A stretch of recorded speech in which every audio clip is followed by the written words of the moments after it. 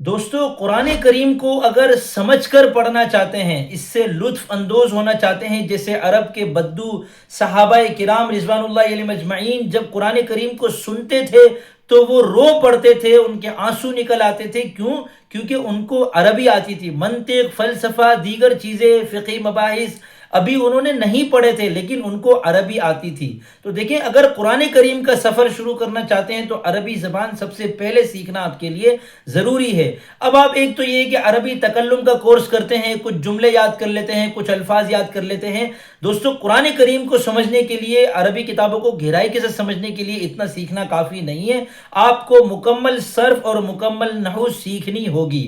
تو میں نے الحمدللہ 70 اسباق کا ایک مختصر سا کورس آپ کے لیے مرتب کیا ہے. یہ کورس آپ میری نگرانی میں جب چاہیں حل کر سکتے ہیں.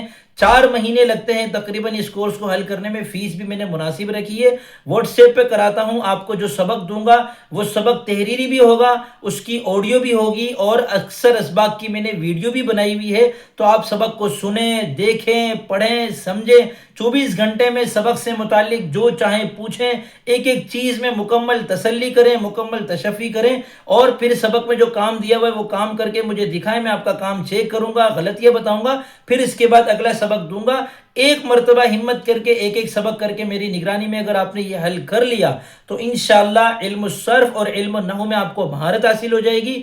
عربی عبارت پڑھنا آ جائے گی، قرآن کریم آپ کے سمجھ میں آنے لگے گا. اس کے لیے دیکھیں، گرامر آپ کو پہلے پڑھنی ہے، پھر اس کو سمجھنا ہے، پھر اس کے اندر یاد کرنے والی چیزوں کو یاد کرنا ہے، اور اس کی قرآن کریم سے اچھی طرح مشق کرنی ہے. تو اگر آپ یہ ایک دفعہ کر لیتے ہیں انشاءاللہ تو پھر قرآن کریم سمجھنا آپ کے لیے بہت آسان ہو جائے گا.